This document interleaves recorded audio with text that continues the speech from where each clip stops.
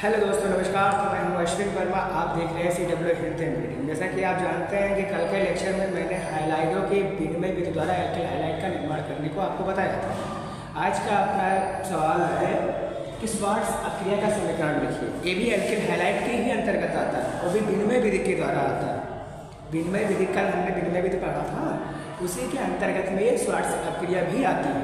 तो आज हम जानेंगे कि स्वार्ट्ज अक्रिया का समीकरण क्या होता है। ठीक है, तो समीकरण हमें देना है, स्वार्ट्ज अक्रिया का समीकरण देना है।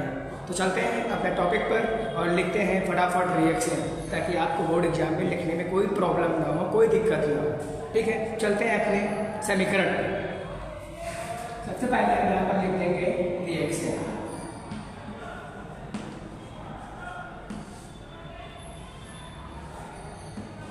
ये बोर्ड एग्जाम में नंबर लाने के तरीके होते हैं। इसे मान लीजिए कोई भी अक्रिया समझाने समीकरण देने के लिए कह रहा है, सबसे पहले आपको रिएक्शंस लिखना होगा और रिएक्शंस के बाद में ऐसे एक डाट खींच दो, उसके बाद अपना समीकरण दे दो। तो एग्जामिनर जो होता है ना, वो काफ़ी खुश हो जाता है कि हाँ, बच्चे ने अच्छे से कापी लिखी, इससे अच्छे नंबर देता है। ठीक, आप क्या करते हो, सीधे क्वेश्चन पढ़ा, सीधे रिएक्शन लिख दिया, हो गया काम। तो ऐसा नहीं करना है, क्वेश्चन को इंटरेस्टिंग बनाना है, अपने आंसर को और इंटरेस्टिंग बनाना है, ताकि जो एग्जामिनर है वो चेक करे तो थोड़ा सोचे कि हाँ, बच्चे ने कुछ लिखा है। इस तरह लिखना चाहिए। ठीक है, तो स्वार्ट्ज अक्रिया का समीकरण हमें देना है। ठीक है दोस्तों, तो सबसे पहले कल विनिमय विधि के द्वारा जो जिस तरह विनिमय विधि कराई थी उसी प्रकार होगा। जिसको पता है चलो बोलो। सबसे पहले हम क्या लाएंगे, सबसे पहले हम कोई भी हाईलाइट लेंगे। ठीक है, तो मान लो मैंने ले लिया CH3 CH2 Cl। कल ही वाला ले लिया। चलो ठीक है, कल ही वाला ले लिया। अब इसकी क्रिया किससे कराएंगे, तो आप साइड रिएक्शन, लेकिन इसकी क्रिया हम करा देंगे सिल्वर फ्लोराइड। ठीक, ये सिल्वर फ्लोराइड है जो इसके साथ रिएक्शन करेंगे। अब देखो, एक ही तो प्लस के रूप में होती है और ये F के ऊपर एक माइनस का होता है। यदि हम इसे तोड़ेंगे तो इस CH3 CH2 प्लस के रूप में जाएगा, Cl माइनस के रूप में जाएगा। अब क्या करना है आपको, अब तो उठाकर रख दो, Ag प्लस वाला आपका करेगा Cl के पास, तो क्या बनेगा AgCl, सिल्वर क्लोराइड उसमें बना दिया। अब बचा है CH3 CH2 बचा, यहाँ पर बचा। ठीक, तो इसको हम लिख देंगे silver CH3 CH2 ethyl fluoride. क्या बन गया, एथिल फ्लोराइड। इसे ही कहते हैं स्वार्ट्ज अक्रिया, इसी समीकरण को ही कहते हैं स्वार्ट्ज अक्रिया। ठीक, कितना सिंपल था। अब इसके 4-5 उदाहरण चाहिए तो वो भी मैं बता ही देगा। ये उदाहरण नंबर 1। ठीक, मान लीजिए मैंने एल्किल हाइलाइट इसे चेंज कर दिया, यहाँ पर हाइलाइट मैंने चेंज कर दिया, याद ले लिया। ठीक, यहाँ पर मान लो ये तुम्हें याद ना रह जाए, सिल्वर फ्लोराइड तुम्हें याद ना रह जाए, तब क्या करोगे, तो इसके लिए दूसरा माध्यम है। ठीक है, अब हम दूसरा क्या ले लेंगे, Hg2F2। ठीक, Hg2F2 इसे मैंने ले लिया। अब कुछ बच्चे ये सोच रहे होंगे कि जब Hg की संख्या 2 है, F2 की संख्या F की संख्या 2 है, तो यहाँ पर 2 क्यों नहीं लिख देते। आपको पता होना चाहिए कि जो 7 तरह के तत्व होते हैं वो द्विपरमाणु होते हैं। तो ये जो F है ये हमेशा F2 के रूप में रहता है। ठीक है, और जो Hg है उसके ऊपर +1 का आवेश होता है। ठीक है, और इसके ऊपर -1 का आवेश होता है। अब समीकरण को बैलेंस करने के लिए तुम्हारी को ले लेंगे इसमें। आप चाहो 2 ना लो तो 1 ही ले लो। यदि आप 1 ही मान के लोगे तो यहाँ से 2 हट जाएगा, यहाँ से 2 हट जाएगा और ये यहाँ से 2 हट जाएगा। अब 1 ही मान के ले लिया है मैंने, तब देखो क्या होगा, तोड़ दो ना, यार के ऊपर माइनस का आवेश आ जाएगा और इसके ऊपर माइनस का आवेश, Hg के ऊपर प्लस का आवेश आ जाएगा। ठीक, Hg के ऊपर प्लस का बेस आ जाएगा। अब क्या हो जाएगा, वही बन जाएगा HgBr HgBr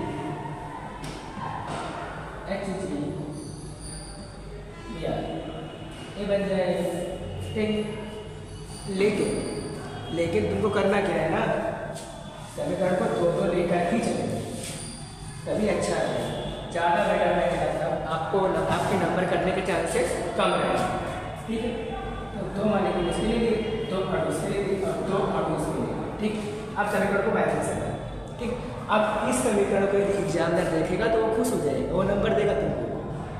एक ही मॉलिक्यूल में आप यदि बैलेंस कर देते हैं, अच्छा तो था, लेकिन शायद एग्जामिनर के साथ ना कुछ भी हो सकता है, होने को तो कुछ भी हो सकता है, ठीक। चलते हैं। अब देखो यहाँ पर 2 धन का आवेश है और यहाँ पर -2 का आवेश है और यहाँ पर -2 का आवेश है, यहाँ पर +2 का आवेश है। अब देखो Hg2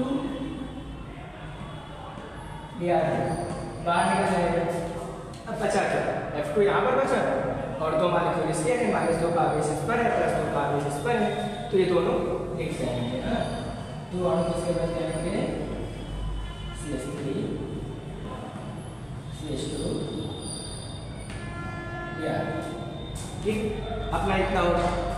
अब मान लो ये भी तुम्हें याद ना रह जाए, मान लो ये भी तुम्हें याद ना रह जाए, ना ये याद रह जाए, तब क्या करोगे, तब क्या करोगे बोलो। तो तीसरा चांस है CH3 CH2।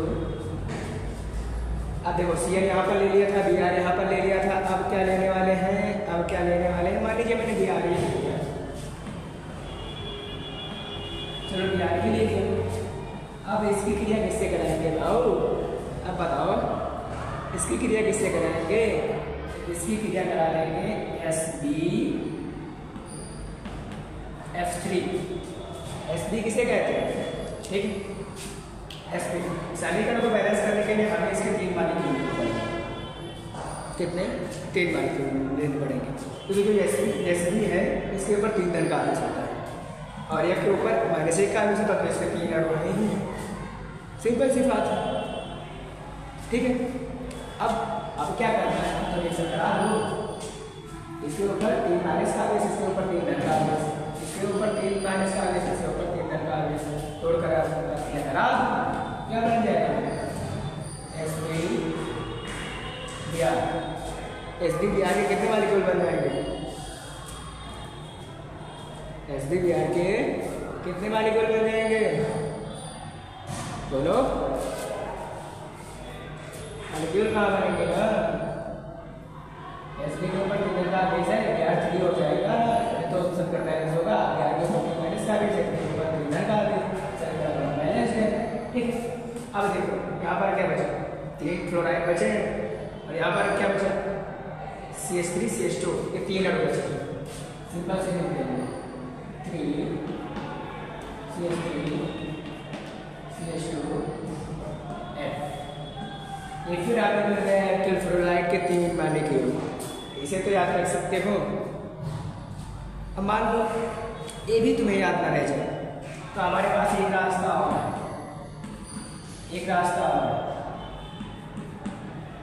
CH3 CH2, अब ले लिया मैंने Cl, मान लो ले लिया, चलो Cl ही ले लिया, ठीक, Cl ही ले लिया। जब Cl लेंगे हम तो हम क्या करेंगे, Cl लेंगे, Cl ले लिया, तो इसमें जो लेंगे उसमें भी Cl लेना पड़ेगा हमको, क्या लेना पड़ेगा, Cl लेना पड़ेगा, ठीक है। तो अब इसके लिए हम क्या लेंगे, CO, यहाँ पर Cl नहीं रहेगा, यहाँ पर विनिमय करा रहे हैं ना, विनिमय करा रहे हैं, यहाँ पर फ्लोरीन ही रहेगा, फ्लोरीन ही रहेगा, ये आ जाएगा Cl, तो क्या बनाएगा COCl2 बन गया, COCl2। अब क्या बचा, ये बचा और ये अब आकर यहाँ पर आकर बदल देगा, तो क्या बनाएगा, 2 मॉलिक्यूल बनाएगा F 2 मॉलिक्यूल बना देगा। अब देखो कितने रिएक्शन है तुम्हारे पास, 4।